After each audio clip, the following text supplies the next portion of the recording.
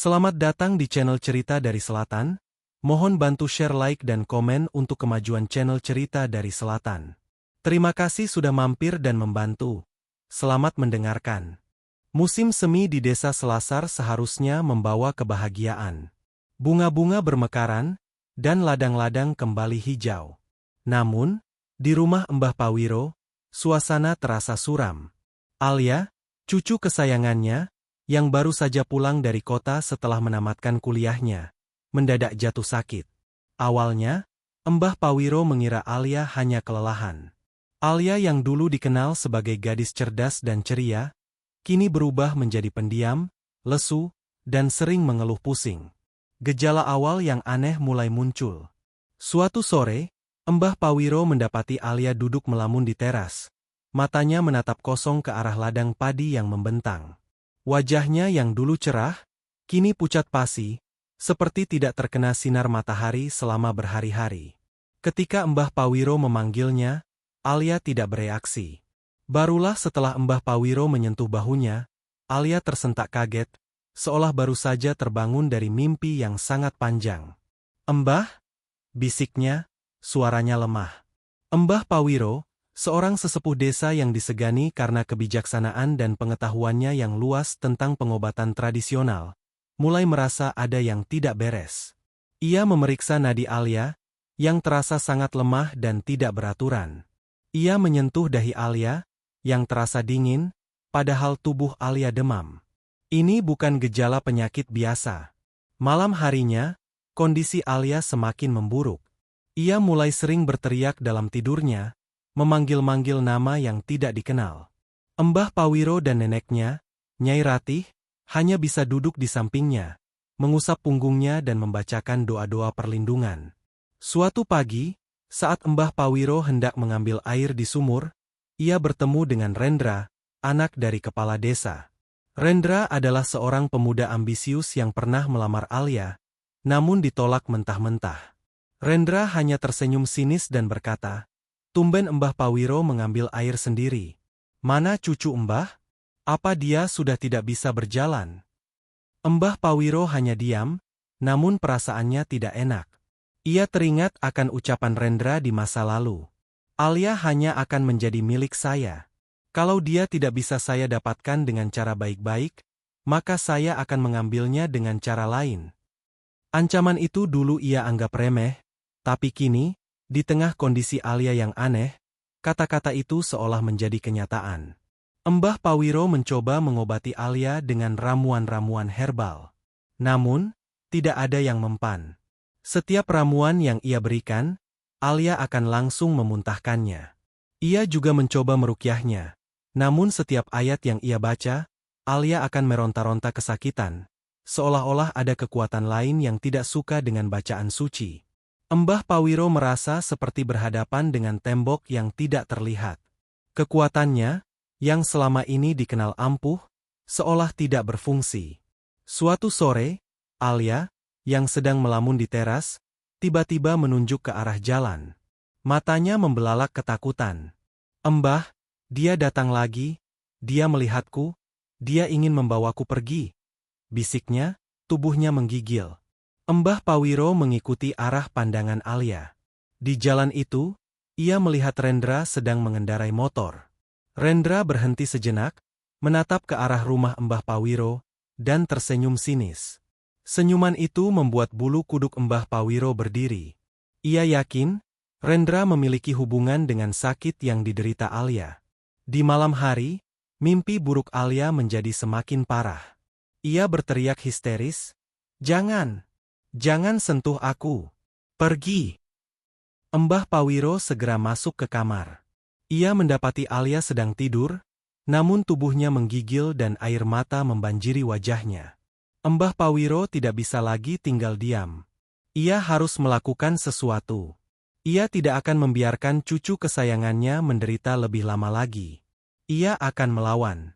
Bukan dengan kekerasan, tapi dengan kekuatannya sendiri, dengan ilmu yang ia miliki.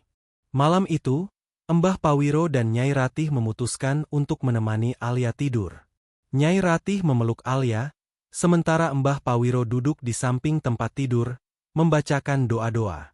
Suara bisikan-bisikan aneh kembali terdengar dari luar rumah, seolah-olah mengejek doa-doa mereka.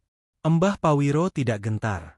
Ia terus membaca, suaranya mantap, penuh dengan keyakinan. Ia percaya, iman adalah perisai terkuat. Alia mulai tertidur lelap, namun mimpi buruknya kembali datang. Ia bermimpi berada di sebuah rumah tua yang gelap. Di depannya, berdiri seorang pemuda dengan senyuman menyeramkan, matanya memancarkan aura jahat. Alia tahu, pemuda itu adalah Rendra. Rendra tidak berkata apa-apa. Ia hanya menatap Alia dengan tatapan yang dipenuhi kebencian, seolah-olah ia adalah miliknya. Rendra mulai mendekat, tangannya terulur ke arah Alia. "Kamu harus menjadi milikku," bisik suara Rendra. Suaranya terdengar seperti bisikan dari ribuan serangga yang merayap. Alia mencoba lari, namun kakinya terasa kaku. Rendra terus mendekat, wajahnya semakin menyeramkan. Ia mencoba meraih tangan Alia, dan Alia menjerit. Di dunia nyata, Alia menjerit histeris. Ia meronta-ronta dalam tidurnya, seolah-olah ia sedang berjuang melawan sesuatu yang tidak terlihat. Keringat dingin membanjiri tubuhnya. Nyai Ratih memeluknya erat-erat, mencoba menenangkannya. Mbah Pawiro, yang melihat Alia meronta-ronta, segera mengambil air putih dan membacakan ayat-ayat suci. Ia memercikkan air itu ke wajah Alia, dan Alia langsung terbangun, terengah-engah. "Mbah, dia mau mengambilku," kata Alia, suaranya gemetar. Ia menangis, memeluk Mbah Pawiro erat-erat. Mbah Pawiro memeluknya, menenangkannya. Ia tahu, Alia tidak hanya bermimpi. Alia sedang berhadapan dengan roh jahat yang dikirim oleh Rendra. Keesokan harinya, Mbah Pawiro memutuskan untuk menemui Rendra. Ia pergi ke rumah kepala desa. Ia tidak ingin menuduh tanpa bukti. Ia hanya ingin berbicara dari hati ke hati, mencoba mencari tahu apa yang sebenarnya terjadi. Ia berharap Rendra akan berterus terang. Namun, ia salah. Rendra menyambutnya dengan senyuman sinis. "Ada perlu apa, Mbah? Mau minta uang?" ejeknya. Mbah Pawiro mencoba tetap tenang. "Saya datang bukan untuk meminta uang, Rendra. Saya datang untuk berbicara tentang Alia. Saya tahu kamu mengirimkan sesuatu padanya. Apa yang kamu lakukan padanya?" Wajah Rendra berubah. Senyumnya menghilang. Matanya memancarkan amarah yang terpendam. "Apa yang Mbah bicarakan? Saya tidak tahu apa-apa. Saya tidak pernah bertemu Alia." "Jangan bohong, Rendra. Kamu tahu apa yang kamu lakukan?" kata Mbah Pawiro, suaranya tenang, namun penuh kekuatan. Rendra tertawa sinis. "Mbah Pawiro, jangan menuduh tanpa bukti.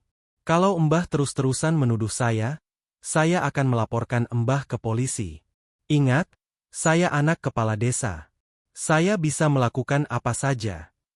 Ancaman itu membuat Mbah Pawiro semakin yakin.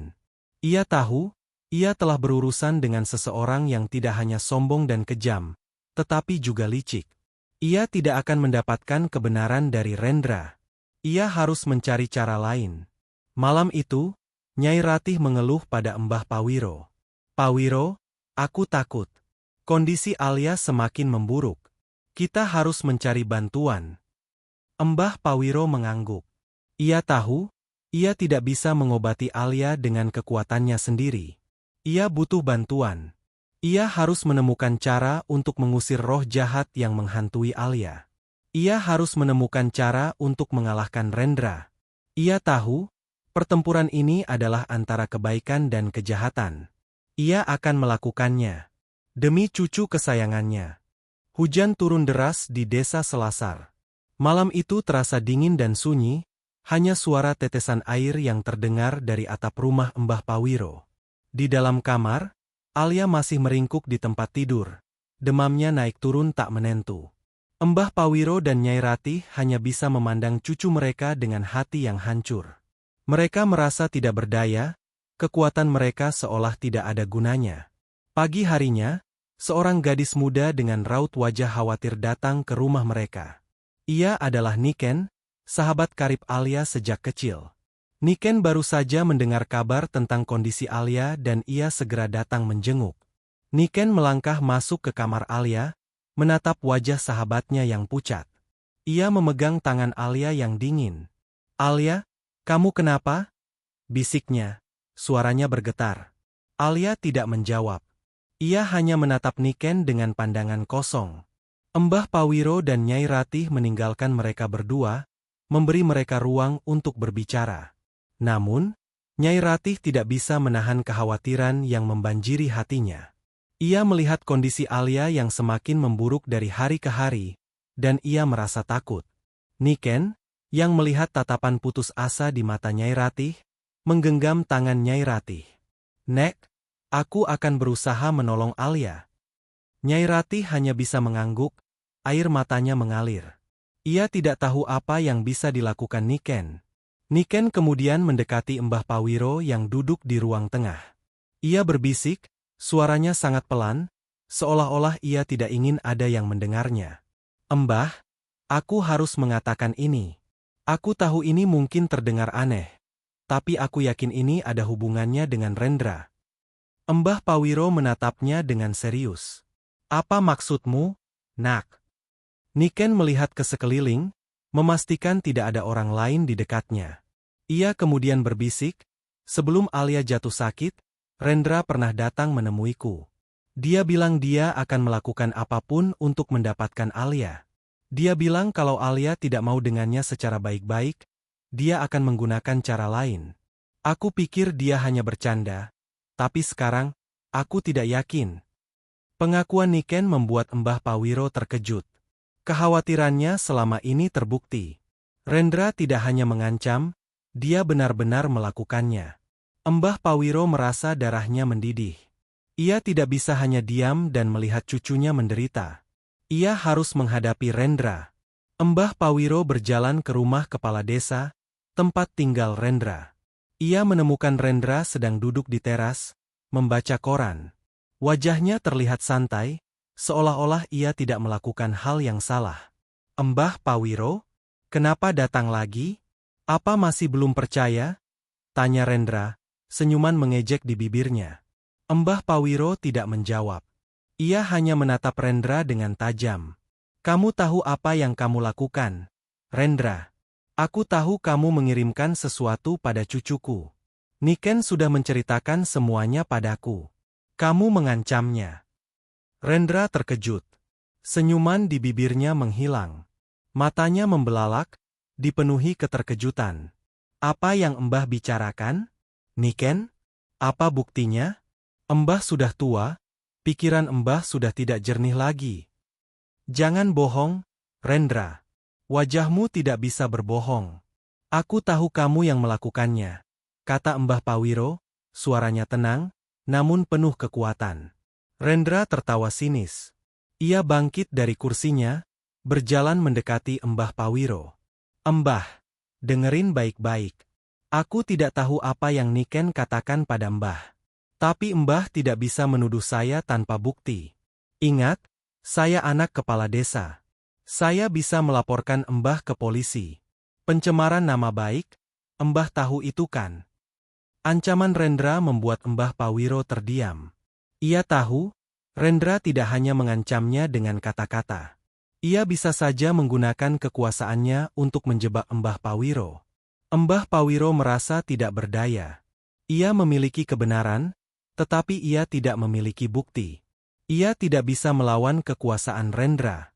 Mbah Pawiro kembali ke rumah dengan hati yang hancur. Ia merasa seperti telah kalah. Ia tidak bisa melawan Rendra. Kekuasaan Rendra terlalu besar. Ia tidak bisa mengandalkan hukum untuk menyelesaikan masalah ini. Ia harus mengandalkan kekuatannya sendiri. Ia harus melakukan apapun yang ia bisa untuk menyelamatkan cucunya. Malam harinya, kondisi Alia semakin memburuk. Demamnya naik hingga 40 derajat Celcius, dan tubuhnya menggigil hebat. Mbah Pawiro mencoba mengobatinya dengan segala cara yang ia tahu. Ia membuat ramuan dari jahe, kunyit, dan bawang putih, dan ia mencoba merukyahnya dengan ayat-ayat suci. Namun, setiap kali ia melakukannya, Alia akan meronta-ronta kesakitan, dan ia merasa kekuatannya seolah-olah menghilang. Mbah Pawiro merasakan ada kekuatan lain yang melawan kekuatannya. Kekuatan itu terasa dingin, gelap, dan sangat kuat. Ia merasa seperti berhadapan dengan tembok yang tak terlihat. Ia mencoba membaca mantra pengusir setan, mantra yang ia pelajari dari gurunya bertahun-tahun yang lalu. Namun, mantra itu tidak berfungsi. Ia mencoba lagi, dan lagi, namun hasilnya tetap sama. Ia merasa putus asa. Pawiro, aku takut. Bisik Nyai Ratih, matanya berkaca-kaca. Kekuatanmu, kenapa tidak berfungsi? Mbah Pawiro tidak menjawab. Ia juga bingung. Ia telah menggunakan semua ilmunya, namun tidak ada yang berhasil. Ia merasa ada sesuatu yang jauh lebih besar dari apa yang ia ketahui. Ia merasa ada sesuatu yang jauh lebih gelap dari yang ia pernah hadapi. Ia menyadari, Rendra tidak hanya menggunakan ilmu hitam biasa. Ia menggunakan ilmu hitam tingkat tinggi, yang ia pelajari dari seseorang yang lebih kuat. Alia mulai kejang-kejang. Tubuhnya melengkung, matanya membelalak, dan mulutnya berbusa. Mbah Pawiro dan Nyai Ratih mencoba menahan tubuhnya, namun Alia terlalu kuat. Ia meronta-ronta, seolah-olah ada kekuatan lain yang menggerakkan tubuhnya. Mbah Pawiro membaca doa dengan suara lantang, mencoba mengusir roh jahat yang merasuki Alia. Namun, roh itu tidak pergi. Ia justru tertawa sinis. Tiba-tiba, Alia muntah. Namun, ia tidak memuntahkan makanan. Ia memuntahkan darah yang berwarna hitam pekat, seperti tinta. Darah itu kental dan berbau busuk. Mbah Pawiro dan Nyai Ratih menjerit ketakutan. Mereka tidak pernah melihat hal seperti ini sebelumnya. Mereka tahu, Alia sedang sekarat. Mbah Pawiro merasa tidak berdaya. Ia telah kehabisan akal. Ia telah menggunakan semua kekuatannya, namun tidak ada yang berhasil. Ia merasa seperti telah gagal. Ia tidak bisa menyelamatkan cucunya. Ia melihat wajah Alia yang pucat, matanya yang terpejam, tubuhnya yang lemas. Ia tidak bisa membiarkan Alia mati. Dalam keputusasaannya, ia teringat pada sebuah kitab kuno yang ia simpan di dalam lemari. Kitab itu adalah warisan dari leluhurnya, sebuah kitab yang berisi mantra dan ritual yang sangat terlarang. Ritual yang bisa memanggil leluhur dari alam bunian, alam lain yang dihuni oleh makhluk-makhluk tak terlihat. Mbah Pawiro tidak pernah ingin menggunakan mantra itu. Ia tahu, mantra itu sangat berbahaya. Ia tahu, jika ia salah menggunakannya, ia bisa saja membuka portal ke dunia lain, dan dunia ini akan dipenuhi dengan kegelapan. Namun, ia tidak punya pilihan lain. Ia harus menggunakan mantra itu. Ia harus memanggil leluhur dari alam bunian untuk menyelamatkan cucunya. Ia akan melanggar sumpah yang ia buat pada dirinya sendiri. Ia akan melakukan apa saja untuk menyelamatkan Alia. Malam itu, setelah Alia terlelap dalam tidurnya yang tidak tenang, Mbah Pawiro duduk di ruang tengah. Ia memandang Nyai Ratih yang juga tidak bisa tidur. Wajahnya terlihat putus asa. Mbah Pawiro tahu, tidak ada lagi jalan yang bisa ia ambil. Ia telah mencoba semua pengobatan tradisional yang ia tahu, semua doa dan mantra yang ia kuasai, namun tidak ada yang berhasil. Kekuatan gelap yang menguasai Alia terlalu kuat. Dalam keputusasaannya, ia teringat pada sebuah kitab kuno yang ia simpan di dalam lemari.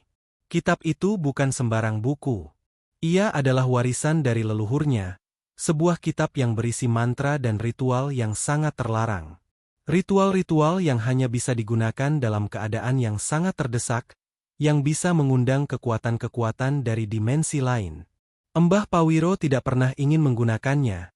Ia telah bersumpah pada dirinya sendiri untuk tidak pernah menggunakannya, karena ia tahu betapa berbahayanya kekuatan itu. Namun, demi cucu kesayangannya, ia akan melanggar sumpahnya. Dengan hati yang berat, Mbah Pawiro melangkah ke kamarnya. Ia membuka lemari tua yang terbuat dari kayu jati. Di dalam lemari itu, tersembunyi sebuah peti kecil yang terbuat dari kayu cendana. Mbah Pawiro mengeluarkan peti itu, tangannya gemetar.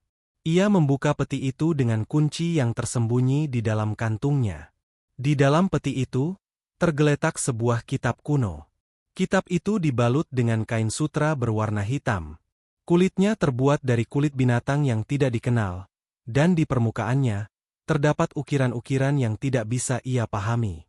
Embah Pawiro mengambil kitab itu, ia merasakan aura dingin yang menusuk dari kitab itu. Ia meletakkan kitab itu di atas meja. Ia membuka lembaran pertama. Kitab itu ditulis dalam bahasa kuno, bahasa yang hanya bisa dibaca oleh para leluhur. Namun, Embah Pawiro telah belajar bahasa itu dari ayahnya. Ia membaca setiap kata, setiap kalimat, dengan hati-hati. Ia mencari mantra yang ia butuhkan, mantra pemanggil leluhur dari alam bunian. Halaman demi halaman ia buka. Ia menemukan mantra-mantra pengusir roh jahat, mantra-mantra penyembuh, dan mantra-mantra pelindung. Namun, ia tidak mencari semua itu. Ia mencari mantra yang terlarang, mantra yang bisa membuka pintu ke alam lain. Ia tahu, mantra itu sangat berbahaya. Jika ia salah menggunakannya, ia bisa saja mengundang malapetaka bagi seluruh desa. Akhirnya, ia menemukannya. Sebuah halaman yang dilindungi dengan mantra. Halaman itu berisi sebuah mantra pemanggil leluhur dari alam bunian. Mantra itu sangat panjang, dan di bawahnya, terdapat gambar-gambar yang mengerikan. Gambar-gambar itu menunjukkan roh-roh jahat yang mengerikan, dan di sampingnya, terdapat gambar manusia-manusia yang menderita. Di bawahnya, terdapat peringatan yang sangat jelas. Mantra ini hanya bisa digunakan dalam keadaan terdesak, dan hanya jika ada nyawa yang terancam. Jika digunakan tanpa alasan yang jelas, maka akan membawa malapetaka bagi yang menggunakannya dan bagi seluruh desa. Embah Pawiro membaca mantra itu berulang-ulang, ia mencoba menghafalnya. Ia tahu, ia harus melakukannya dengan sempurna.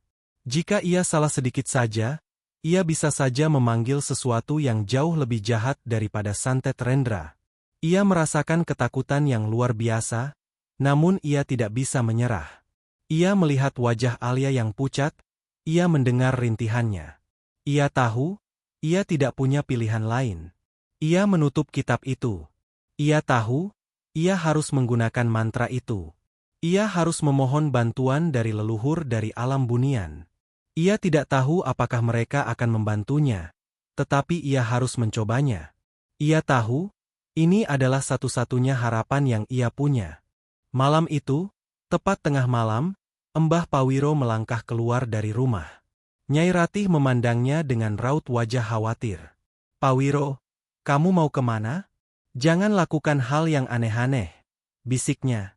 Embah Pawiro hanya tersenyum. "Jangan khawatir, Ratih. Aku akan kembali. Aku akan menyelamatkan Alia." Ia berjalan ke arah hutan yang terlarang. Hutan itu dikenal sebagai hutan angker. Tidak ada yang berani masuk ke hutan itu di malam hari. Embah Pawiro tidak gentar. Ia tahu, tempat itu adalah tempat yang tepat untuk melakukan ritual itu. Ketika ia masuk ke dalam hutan, ia merasakan hawa dingin yang menusuk tulang. Pepohonan yang rindang dan tinggi membuat hutan itu terasa sangat gelap, bahkan di bawah sinar bulan yang terang. Suara-suara aneh mulai terdengar. Suara desiran angin yang berbisik, suara ranting yang patah, dan suara burung hantu yang mengerikan. Embah Pawiro terus berjalan, ia tidak berhenti. Ia berjalan hingga sampai di sebuah tempat di mana terdapat pohon beringin tua yang sangat besar. Pohon itu adalah pohon keramat yang dikenal sebagai pohon tempat tinggal para leluhur dari alam bunian. Embah Pawiro duduk bersila di bawah pohon itu.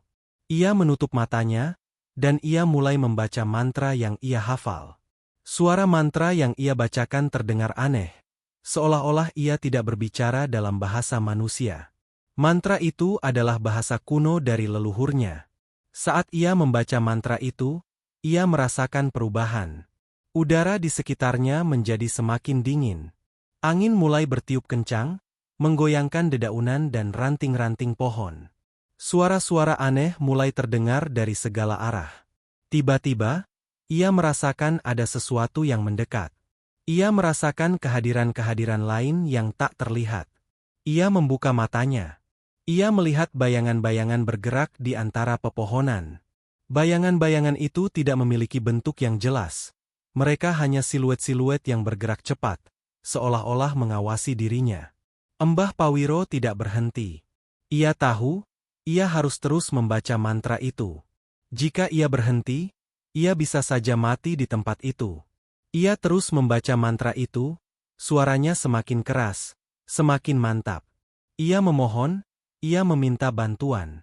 Tiba-tiba, pohon beringin tua di depannya mulai bersinar. Sinar itu berwarna biru kehijauan, dan ia semakin terang. Di depan pohon itu, muncul sebuah pintu cahaya.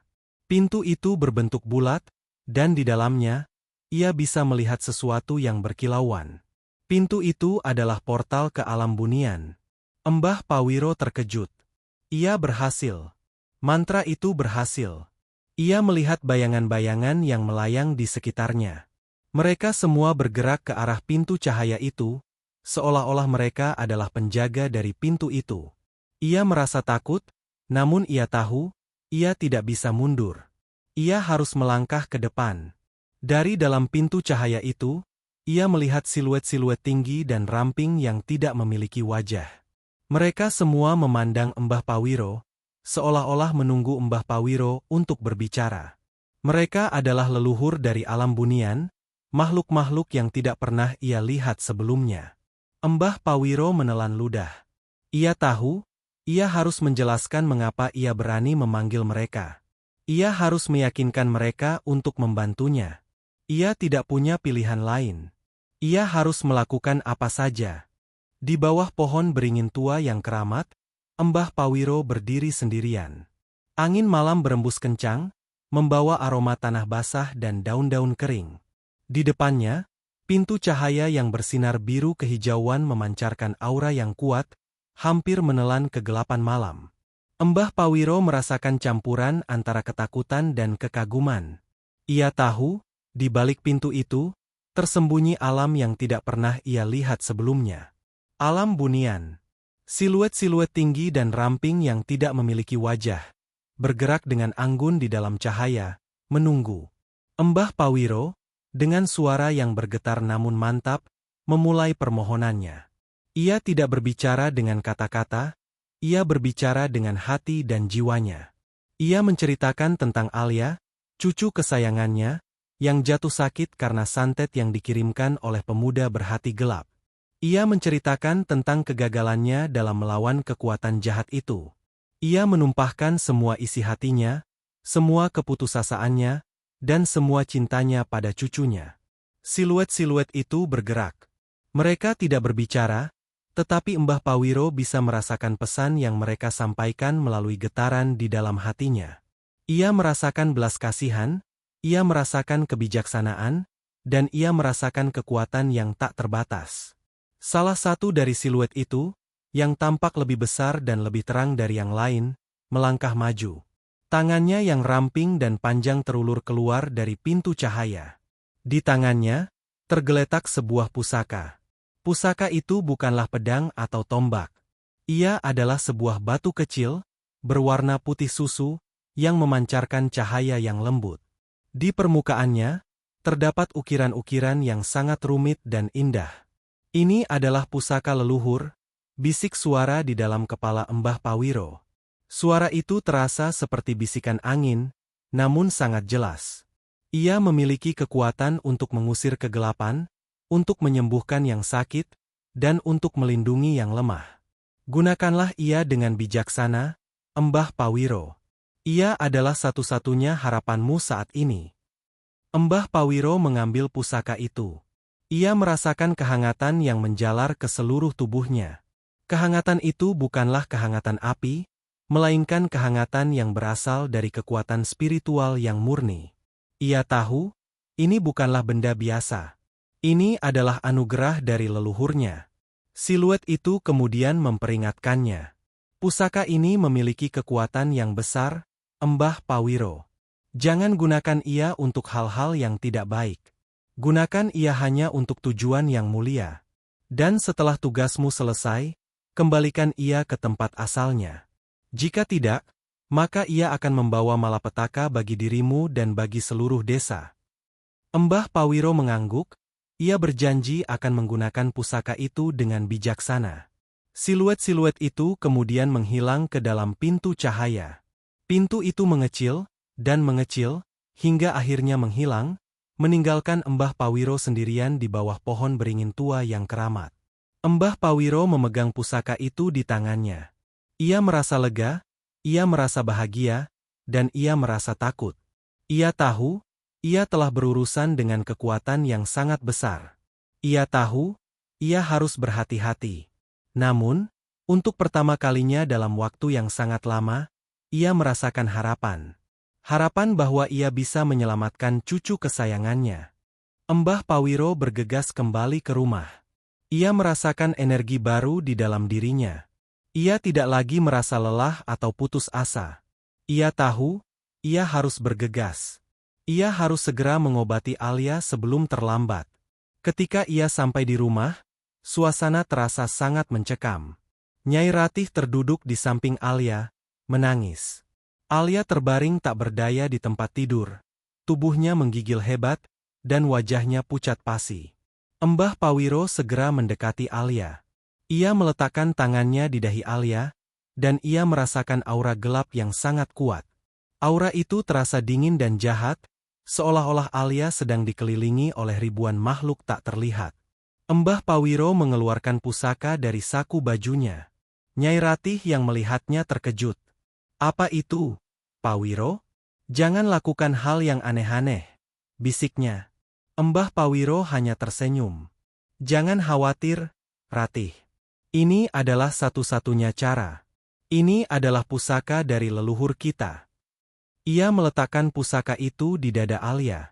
Seketika, tubuh Alia mulai bereaksi. Tubuhnya bergetar hebat, dan ia mulai meronta-ronta, seolah-olah ada sesuatu di dalam dirinya yang mencoba melarikan diri. Dari kulit Alia, mulai keluar asap hitam yang pekat. Asap itu berbau busuk, dan ia memenuhi seluruh ruangan. Argreg. Alia berteriak histeris, suaranya bukan lagi suara Alia, melainkan suara serak dan berat, suara yang bukan suara manusia. Mbah Pawiro tahu, jin jahat itu mencoba melawan. Mbah Pawiro mengambil air dari baskom, dan ia memercikkan air itu ke wajah Alia, sambil membaca doa-doa dan mantra. Asap hitam itu semakin banyak. Ia mulai membentuk sosok. Sosok itu adalah jin jahat yang dikirim oleh Rendra.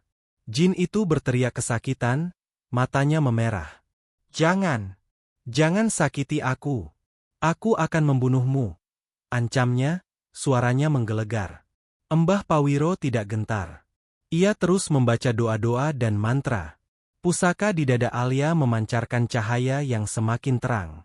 Cahaya itu menusuk jin itu, membuat jin itu menjerit kesakitan. Kau tidak bisa mengalahkanku. Aku adalah penguasa kegelapan. Aku akan membunuh cucumu. Teriak jin itu, ia mencoba menyerang Mbah Pawiro, namun ia tidak bisa. Pusaka itu terlalu kuat. Mbah Pawiro menatap mata jin itu. Kau tidak memiliki kekuatan di sini, wahai jin jahat. Kau hanya budak dari manusia serakah. Sekarang, keluarlah dari tubuh ini, dan jangan pernah kembali. Bentak Mbah Pawiro, suaranya penuh dengan kekuatan. Jin itu menjerit histeris. Tubuhnya mulai mencair, seolah-olah ia adalah es yang terkena sinar matahari. Ia berteriak, meronta-ronta, dan akhirnya, ia menghilang. Asap hitam itu juga menghilang. Udara di ruangan itu terasa bersih kembali, seolah-olah tidak ada yang terjadi. Alia yang terbaring lemas, jatuh ke dalam tidur yang tenang. Wajahnya yang pucat kini mulai kembali normal. Demamnya juga turun. Mbah Pawiro dan Nyai Ratih merasa lega. Mereka berdua memeluk Alia, bersyukur karena cucu mereka selamat. Mbah Pawiro melihat pusaka di dada Alia. Pusaka itu tidak lagi bersinar. Ia hanya sebuah batu kecil, seperti batu biasa. Mbah Pawiro tahu, pusaka itu telah melakukan tugasnya. Namun, ia juga tahu, ini bukanlah akhir. Rendra tidak akan menyerah. Ia akan kembali, dan ia akan mengirimkan sesuatu yang jauh lebih kuat. Rendra, yang berada di dalam rumahnya yang megah, merasa ada yang tidak beres. Ia sedang duduk di kursi kebesarannya, menikmati ketenangan malam, ketika tiba-tiba, ia merasakan sebuah getaran hebat. Getaran itu bukan getaran fisik, melainkan getaran spiritual yang kuat. Di dalam benaknya, ia bisa mendengar jeritan yang mengerikan, jeritan yang tidak terdengar oleh telinga manusia. Jeritan itu adalah jeritan dari jin yang ia kirimkan untuk menyakiti Alia. Ia mencoba menghubungkan dirinya dengan jin itu, namun tidak ada respons. Koneksi spiritualnya terputus. Rendra terkejut. Ia tidak bisa mempercayainya. Jin yang ia kirimkan adalah jin yang sangat kuat, jin yang dikenal kejam dan ganas. Jin itu adalah penjaga dari sebuah makam tua. Tidak mungkin jin itu bisa dikalahkan oleh seorang kakek tua yang hanya memiliki pengetahuan seadanya. Rendra merasa marah. Ia merasa dipermalukan. Ia bangkit dari kursinya, berjalan mondar-mandir di dalam ruangannya. Ia tahu, Embah Pawiro telah melakukan sesuatu yang tidak seharusnya. Embah Pawiro pasti telah meminta bantuan dari kekuatan yang jauh lebih besar. Dengan kemarahan yang membara, Rendra mengambil kunci mobilnya dan langsung menuju ke rumah Ki Darmo, dukun yang memberinya jin itu. Rumah Ki Darmo terletak jauh di dalam hutan, jauh dari pemukiman warga. Rumah itu terlihat suram, dipenuhi dengan bau-bauan yang aneh, seperti bau kemenyan yang bercampur dengan bau darah. Di dalam rumah itu, Ki Darmo sedang duduk bersila, matanya terpejam. Rendra masuk tanpa permisi. "Ki, jin yang kau berikan sudah hilang. Apa yang kau lakukan?" bentaknya. Ki Darmo membuka matanya. Matanya yang merah menyala menatap Rendra dengan tajam. "Aku sudah tahu, Rendra. Ada kekuatan yang sangat besar yang melawan jin itu. Kekuatan itu bukan berasal dari manusia, melainkan dari leluhur dari alam lain. Kau sudah berurusan dengan sesuatu yang tidak seharusnya kau hadapi. Aku tidak peduli. Berikan aku jin yang lebih kuat. Aku ingin mereka mati," teriak Rendra. Ki Darmo tersenyum sinis. "Kau ingin mereka mati? Baiklah. Tapi kali ini, aku tidak akan memberimu jin. Aku akan memberimu sesuatu yang jauh lebih kuat, sesuatu yang akan membunuh mereka semua. Tapi ini akan jauh lebih berbahaya, dan kau harus bersedia mengorbankan sesuatu yang lebih besar." Rendra mengangguk. "Aku bersedia. Apapun itu." Ki Darmo tertawa. Tawa itu terdengar serak dan jahat. Ia kemudian mengambil sebuah lilin hitam dari meja dan menyalakannya. Ia merapal mantra-mantra yang aneh dan mengerikan. Ia kemudian mengambil sebuah patung kecil yang terbuat dari tanah liat. Di patung itu, terdapat ukiran wajah yang menyerupai Alia. "Ini adalah santet tingkat akhir," kata Ki Darmo. "Santet ini akan langsung menyerang tubuh dan jiwa mereka. Ia akan merusak organ-organ mereka satu persatu, dan pada akhirnya, akan membunuh mereka. Tapi untuk membuatnya bekerja, kau harus meneteskan darahmu di patung ini. Darahmu akan mengikat jiwa mereka pada patung ini. Setiap kali kau melukai patung ini, mereka juga akan merasakan sakit." Rendra terkejut. Ia tidak pernah membayangkan hal seperti ini. Ia tidak pernah berpikir ia harus menggunakan darahnya sendiri. Namun, kemarahan dan kebenciannya pada Embah Pawiro dan Alia jauh lebih besar dari rasa takutnya.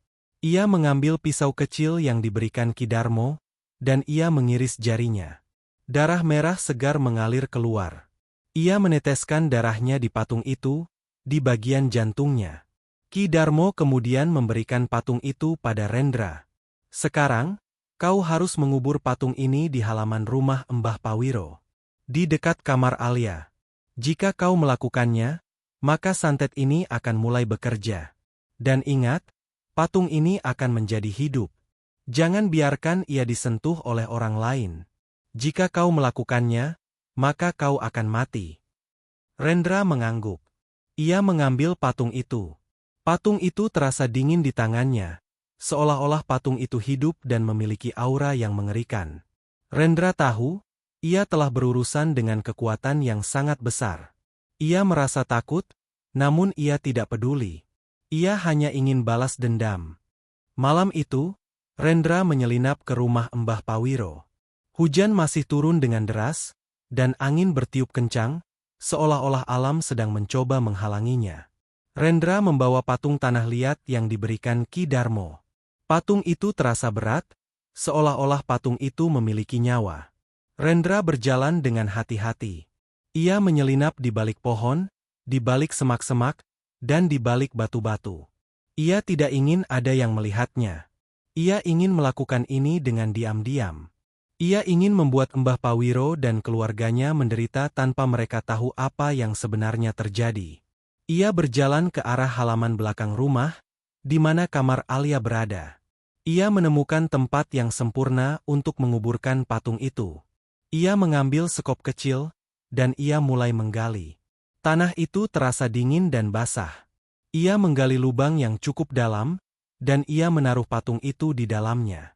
Patung itu terasa bergetar di tangannya, seolah-olah patung itu hidup. Ia tahu, Ki Darmo tidak berbohong. Setelah ia menguburkan patung itu, ia menutupnya kembali dengan tanah. Ia menyamarkannya dengan daun-daun kering. Ia kemudian berbalik dan lari, tidak melihat ke belakang. Ia tahu, ia telah melakukan hal yang mengerikan. Tapi ia tidak menyesal. Ia hanya ingin balas dendam. Di dalam rumah, Mbah Pawiro dan Nyai Ratih sedang duduk di samping Alia. Alia terlihat lebih baik dari sebelumnya. Demamnya sudah turun, dan ia sudah bisa berbicara. Ia tersenyum pada Mbah Pawiro. "Mbah, aku sudah merasa lebih baik. Terima kasih, Mbah." Mbah Pawiro dan Nyai Ratih merasa lega. Mereka merasa semua penderitaan sudah berakhir. Namun, mereka salah. Tiba-tiba, Alia menjerit. Ia mulai kejang-kejang. Wajahnya yang sudah mulai normal kini kembali pucat. Tubuhnya menggigil hebat, dan ia meronta-ronta di tempat tidur. Mbah Pawiro dan Nyai Ratih terkejut. Mereka tidak tahu apa yang terjadi.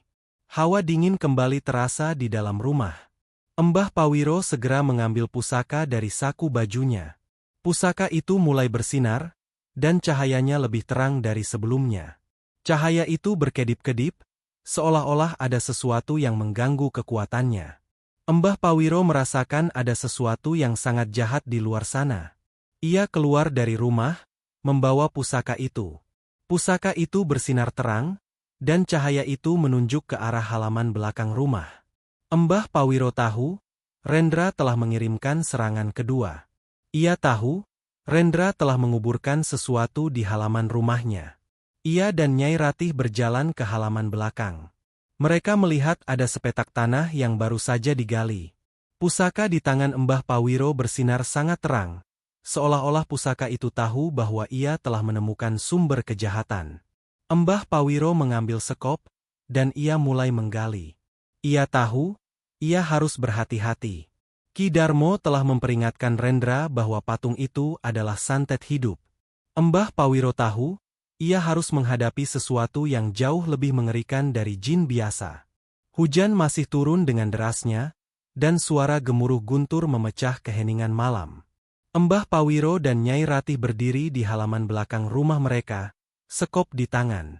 Pusaka dari leluhur Bunian yang digenggam Mbah Pawiro bersinar terang. Cahayanya menembus kegelapan dan menyoroti sepetak tanah yang baru digali. Di dalam hati mereka, ada campuran antara ketakutan dan tekad yang membara.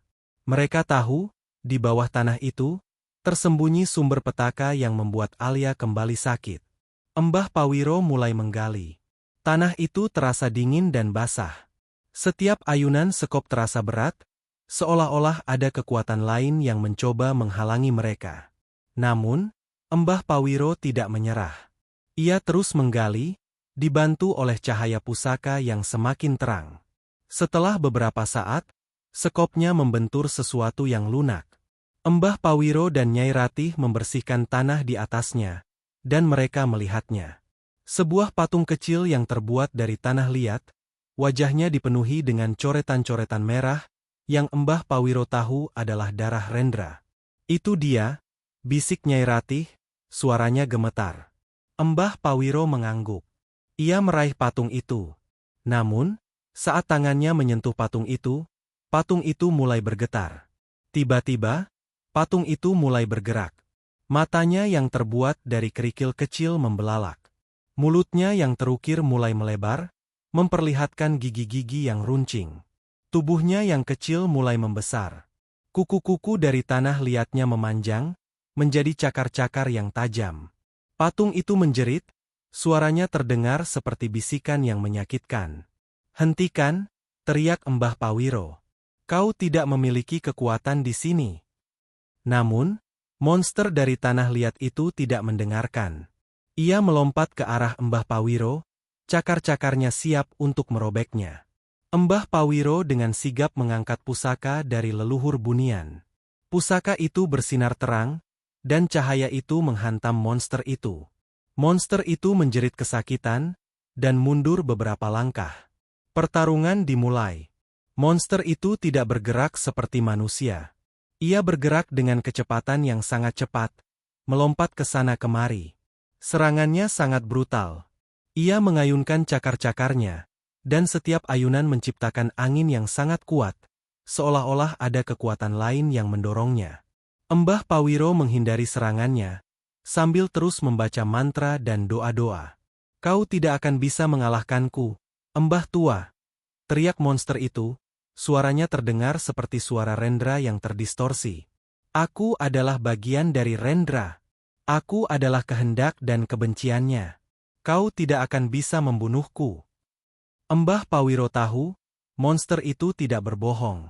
Monster itu adalah santet hidup yang dibuat oleh Ki Darmo.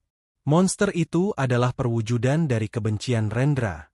Mbah Pawiro tahu, ia tidak bisa mengalahkannya hanya dengan kekuatan biasa.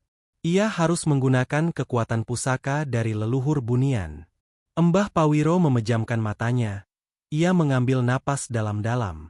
Ia mulai merapal mantra yang ia pelajari dari kitab kuno. Mantra itu adalah mantra untuk memanggil kekuatan dari leluhur bunian. Pusaka di tangannya mulai bersinar sangat terang. Cahayanya hampir menyilaukan mata. Mbah Pawiro mengarahkan pusaka itu ke arah monster itu.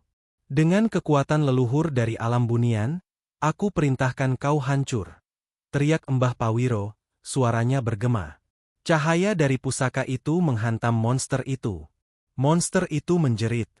Jeritannya terdengar seperti jeritan dari ribuan jiwa yang tersiksa. Tubuhnya mulai retak, dan retakannya menyebar ke seluruh tubuhnya. Monster itu mencoba melawan, namun ia tidak bisa. Ia tidak bisa melawan kekuatan yang begitu murni dan begitu besar. Akhirnya, monster itu meledak. Tubuhnya hancur berkeping-keping, dan berubah menjadi debu. Debu itu kemudian menghilang, meninggalkan bau busuk yang sangat menyengat. Hawa dingin yang menusuk tulang juga menghilang. Pusaka di tangan Mbah Pawiro tidak lagi bersinar. Ia hanya sebuah batu kecil yang biasa. Mbah Pawiro dan Nyai Ratih merasa lega. Mereka berdua memeluk satu sama lain, bersyukur karena mereka telah selamat. Mereka tahu, pertarungan itu belum selesai. Rendra dan Ki Darmo masih ada. Mereka harus menghadapi mereka, dan mengakhiri semuanya. Keesokan harinya, Mbah Pawiro memutuskan untuk menghadapi Rendra. Ia tidak ingin lagi bersembunyi. Ia akan mengungkapkan semua kejahatan Rendra kepada seluruh desa. Ia tahu, ia harus melakukannya, agar tidak ada lagi korban yang berjatuhan. Ia pergi ke pasar desa, di mana seluruh warga berkumpul. Ia menemukan Rendra sedang berbicara dengan beberapa warga. Wajahnya terlihat santai, seolah-olah ia tidak melakukan hal yang salah. "Rendra," panggil Mbah Pawiro, suaranya keras dan mantap. Semua mata menoleh ke arah Mbah Pawiro dan Rendra. Rendra terkejut. Ia tidak menyangka Mbah Pawiro akan datang ke pasar. Rendra tersenyum sinis. "Ada apa, Mbah? Mau menuduh saya lagi?" "Saya tidak menuduh, Rendra.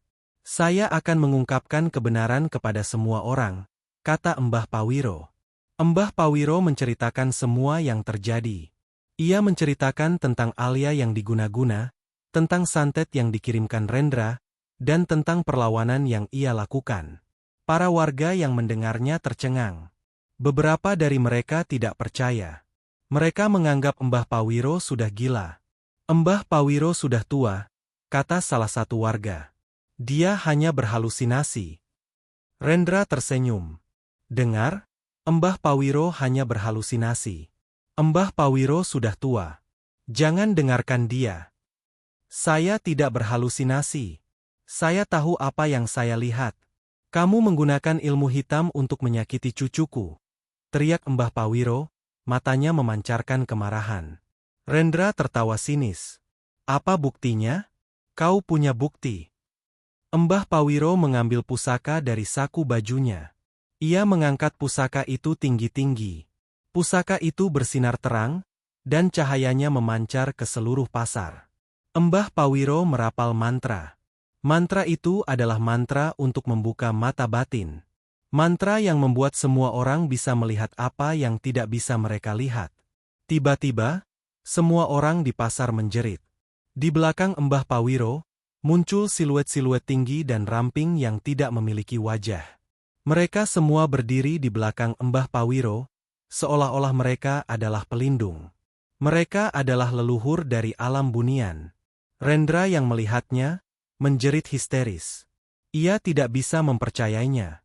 Ia menjerit, ia berteriak, dan ia menangis. Tidak, tidak, jangan, pergi, teriak Rendra. Semua orang di pasar menatap Rendra dengan tatapan heran. Mereka tidak tahu apa yang Rendra lihat. Namun, mereka bisa merasakan aura yang kuat dari siluet-siluet itu.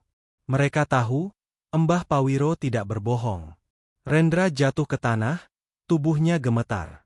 Ia tidak bisa menahan rasa takutnya. Ia mulai mengakui semua kejahatannya.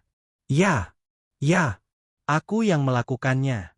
Aku yang mengirimkan santet pada Alia. Aku yang mengirimkan monster itu. Aku yang mengirimkannya. Ampuni aku. Ampuni aku, teriak Rendra. Kepala desa, ayah dari Rendra, merasa malu.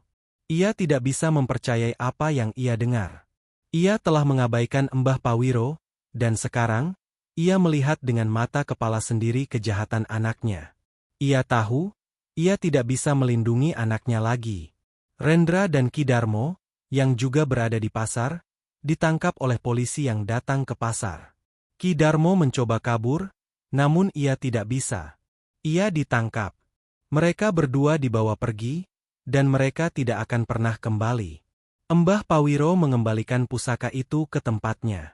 Ia tahu, ini bukanlah akhir dari pertempuran, melainkan akhir dari petaka. Ia tahu, ia telah memenangkan pertempuran. Ia tahu, ia telah membebaskan Alia dan seluruh desa dari kegelapan. Keesokan harinya, matahari terbit di atas desa Selasar, seolah-olah membersihkan sisa-sisa kegelapan yang telah merasuki desa itu selama berbulan-bulan. Kabar tentang pengakuan Rendra dan penangkapan Ki Darmo menyebar dengan cepat. Awalnya, warga desa tidak percaya. Mereka menganggapnya sebagai lelucon yang buruk. Namun, ketika mereka melihat Rendra, putra kepala desa yang selalu angkuh dan sombong, duduk di kantor polisi dengan tatapan kosong dan terus-menerus bergumam tidak jelas, mereka akhirnya percaya. Rendra tidak hanya menyerahkan diri kepada polisi, ia juga telah menyerahkan jiwanya pada kegelapan. Kekuatan yang selama ini ia gunakan untuk menindas orang-orang, kini telah menghancurkannya dari dalam. Tubuhnya terlihat kurus, matanya cekung, dan di bibirnya tidak ada lagi senyuman mengejek. Ia hanya terus-menerus berbisik, "Mereka melihatku, mereka ada di mana-mana, mereka akan mengambilku." Polisi harus membawanya ke rumah sakit jiwa. Ki Darmo, dukun yang telah membantu Rendra, juga ditangkap. Ia tidak melawan. Semua kekuatan yang ia miliki telah hilang. Ia hanya seorang kakek tua yang lemas, tidak berdaya. Ia dipenjara karena telah melakukan kejahatan yang tidak bisa dimaafkan. Ia telah menipu Rendra, dan ia telah menyebabkan penderitaan yang tak terhitung jumlahnya.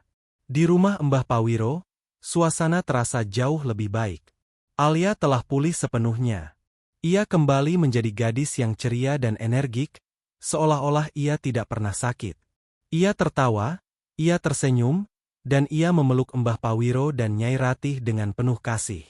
"Terima kasih, Mbah. Mbah sudah menyelamatkan aku," bisiknya, air matanya mengalir. Mbah Pawiro memeluk cucunya erat-erat. Ia merasa lega. Semua penderitaan sudah berakhir. Ia telah berhasil. Ia telah menyelamatkan cucunya. Ia telah menyelamatkan desa. Namun, ia tahu, tugasnya belum selesai. Ia harus mengembalikan pusaka itu ke tempat asalnya. Ia harus menepati janjinya pada leluhur Bunian. Ia mengambil pusaka itu dari dalam peti yang ia simpan. Pusaka itu terasa dingin di tangannya, seolah-olah ia telah kehilangan kekuatannya. Mbah Pawiro tahu, pusaka itu hanya sebuah alat, dan ia hanya bisa digunakan untuk tujuan yang mulia. Ia telah digunakan, dan sekarang, ia harus kembali ke tempat asalnya. Malam itu, Mbah Pawiro berjalan kembali ke hutan yang terlarang. Hutan itu tidak lagi terasa menyeramkan. Ia hanya sebuah hutan, dipenuhi dengan pohon-pohon, suara binatang, dan aroma tanah yang basah. Di bawah pohon beringin tua, Mbah Pawiro duduk bersila. Ia mengangkat pusaka itu, dan ia mulai membaca mantra. Mantra itu adalah mantra untuk mengembalikan pusaka itu ke tempat asalnya. Tiba-tiba, pohon beringin itu mulai bersinar. Sinar itu berwarna biru kehijauan. Dari dalam pohon, keluar siluet-siluet tinggi dan ramping yang tidak memiliki wajah. Mereka semua berdiri di sekelilingnya, seolah-olah menunggu. Mbah Pawiro meletakkan pusaka itu di atas akar pohon. Ia membungkuk, memberi hormat. "Aku telah menepati janjiku," bisiknya. "Terima kasih telah membantuku." Siluet-siluet itu mengangguk. Mereka kemudian menghilang, dan sinar biru kehijauan dari pohon itu juga menghilang. Mbah Pawiro merasa lega. Ia telah menyelesaikan tugasnya. Ia telah mengembalikan pusaka itu ke tempat asalnya. Ia telah membebaskan dirinya dari janjinya, dan ia telah membebaskan dirinya dari beban yang berat. Di desa, semuanya berubah. Kepala desa, Ayah Rendra, mengundurkan diri dari jabatannya. Desa Selasar memilih kepala desa yang baru, yang jauh lebih bijaksana dan lebih adil. Warga desa tidak lagi hidup dalam ketakutan. Mereka mulai bekerja sama, membantu satu sama lain, dan membangun desa mereka. Mereka mulai melupakan masa lalu yang buruk, dan mereka mulai menatap ke masa depan yang cerah. Mbah Pawiro tidak hanya menjadi sesepuh desa. Ia menjadi panutan bagi semua orang. Ia telah membuktikan bahwa kebaikan dan ilmu spiritual akan selalu menang melawan kejahatan dan ilmu hitam. Ia telah membuktikan bahwa cinta dan kasih sayang bisa mengalahkan kebencian dan keserakahan. Setiap malam, anak-anak dan orang dewasa berkumpul di rumah Mbah Pawiro. Mbah Pawiro mengajar mereka tentang pentingnya beriman, tentang pentingnya kebaikan, dan tentang pentingnya saling membantu. Ia menceritakan kisah-kisah tentang bagaimana ia mengalahkan kejahatan dengan kekuatannya sendiri.